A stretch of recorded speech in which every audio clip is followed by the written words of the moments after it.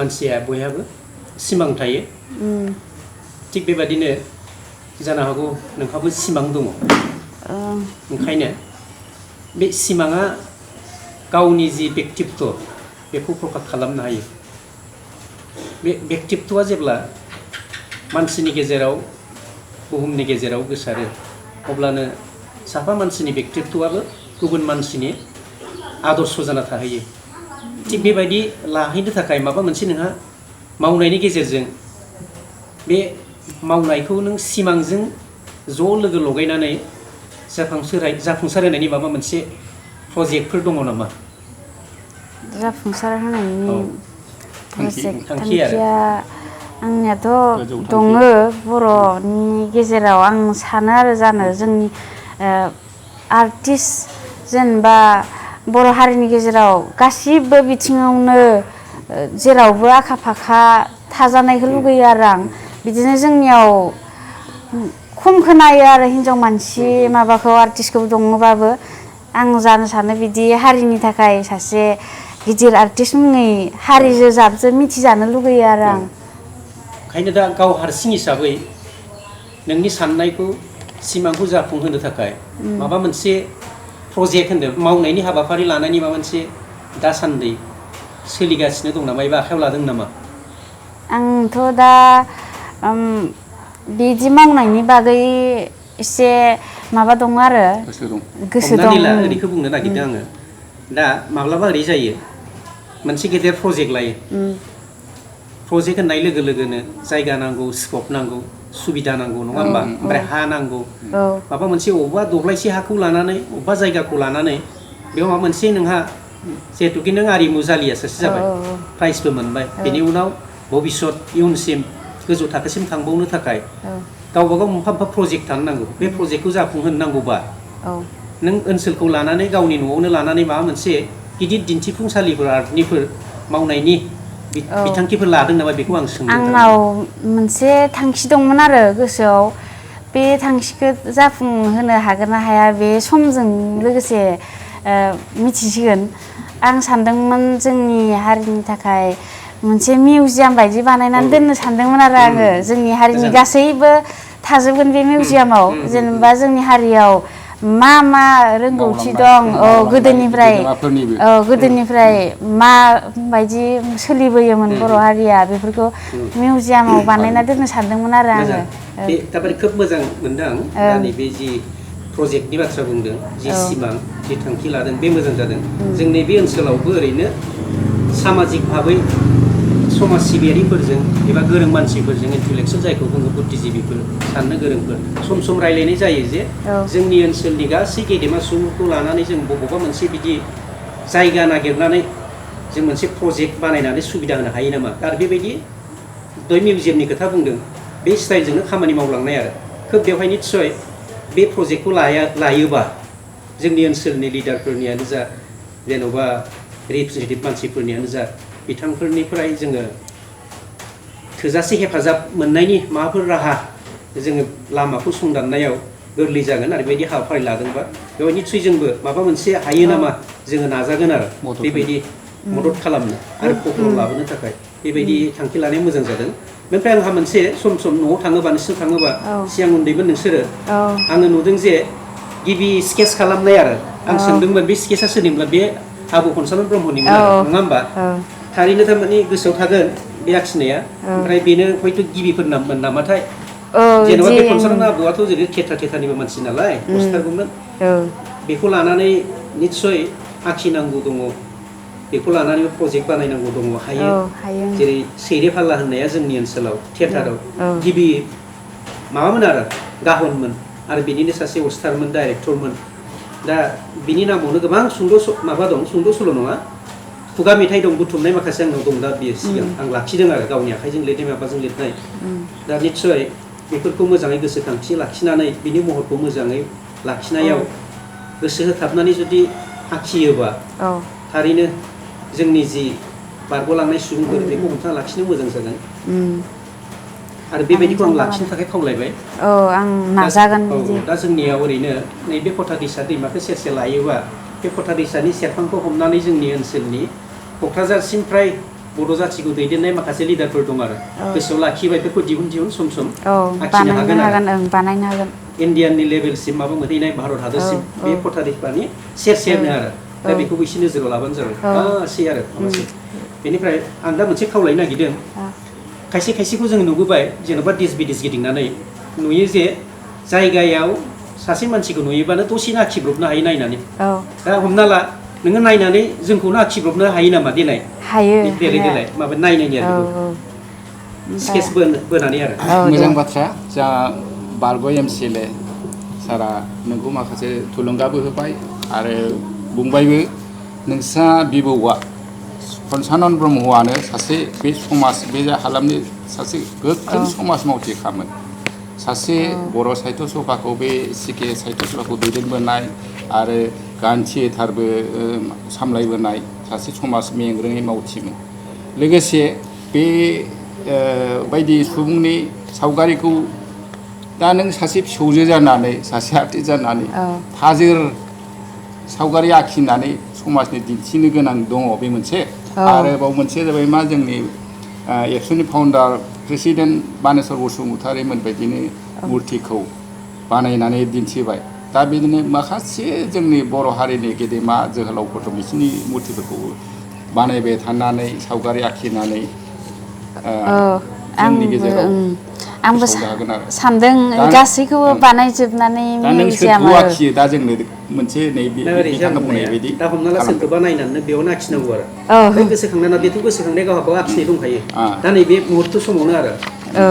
दसे समावनो दा बेयाव आंनि सिगांथिं जिरायनांगोन आरो सावगारिखौ नाखिदो सासे MCLA जागोन दे गाहायाव नायनाङा बेयाव नायना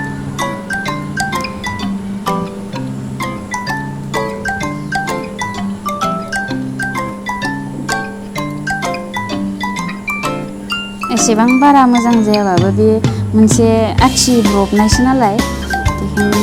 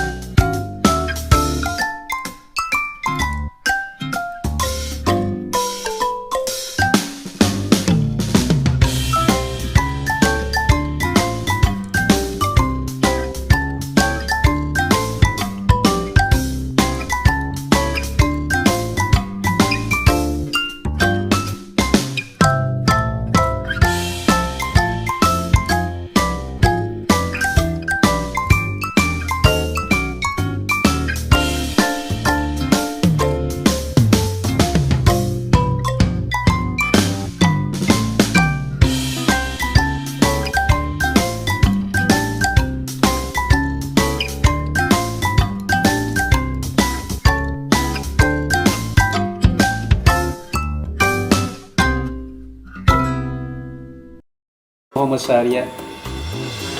जाय दहाय बुंदों मा फार्स्ट डिभिजन मोनदोंमोन बबेहाय इन्डियान आर्ट फेडारेसन आं नायबावनि खेबसे जागोन ना जायाखै आंथ' आयना नायबाय थायो नालाय ओंखायनो आं जागोन ना मिथिगोन नाथाय नायग्राफोरा मिथिनांगोन जागोन ना जादों न' बुरिया खेबसे जगासेयावनो आखिगासेयावनो 10 मिनिटावनो बानायनाय आरो बियो जेबो राबार थाबार बाहायनाय गैया गोजोनथाव साबायखर होबाय दा बेबायदि आरिमुसालिया बान्था मोनलायनाय सासे दावगाफु जोंनि गेजेराव जाय आखिनानै दिन्थिबाय बेखौ जों बयबो थुलुंगा होनांगोन थारैनो बिथांनि जि सिमां बे सिमाङा जोंनिबो सिमां जानो नांगोन अब्ला जोङो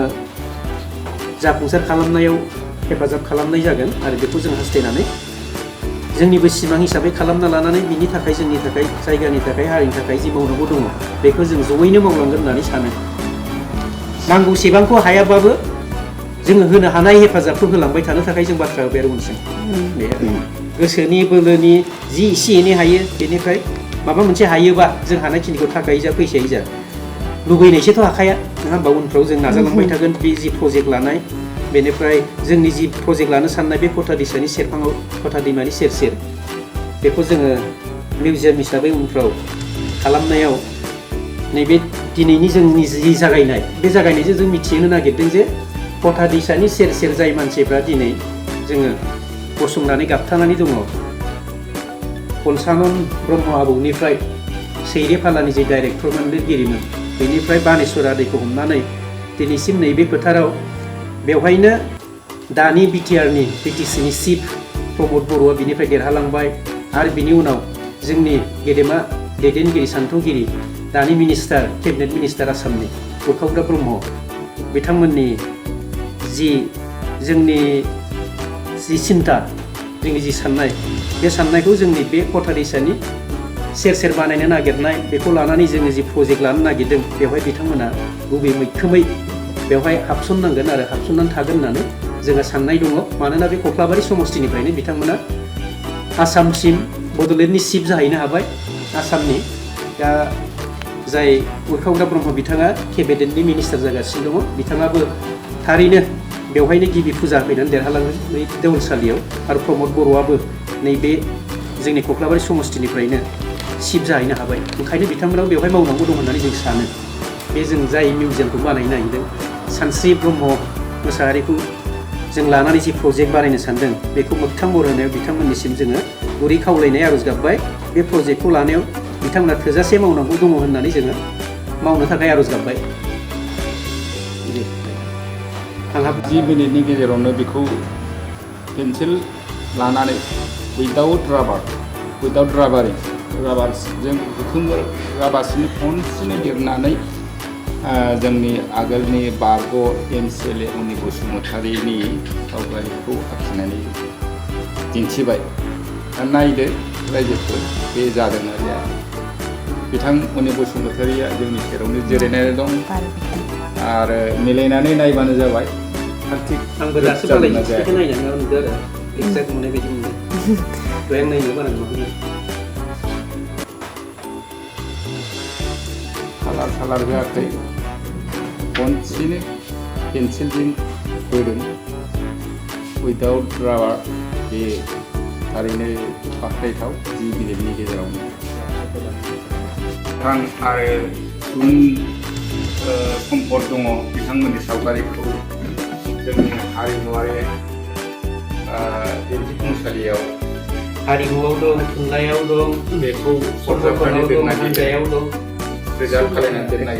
बे मोनसे गिदिर प्रजेक्ट आरो बे प्रजेक्टआव जोंनि गेदेमा दिनैनि बिटिसिनि चिफ आरो आसामनि मन्त्रि डब्लिउ बिटिमोननि गेदेमा मन्त्रिफोराबो मदद होनांगोन होननानै बुंनानै होबाय आरो जानो हागौ बेयो मोगथां महर मोनगोन आं जोबनायाव सानस्रि ब्रह्म मोसाहारिखौ साबायखर होबाय जोंनि स्टुडिअ'आव फैनानै आलासि हिसाबै जोंनो गावनि जाफुंसारखौ रायजोफोरनो दिन्थिनानै होबाय बेनि थाखाय साबायखर खुलुमनाय जासिबाय खुलुमबाय आंबो जोबोर गोजोननाय थाबाय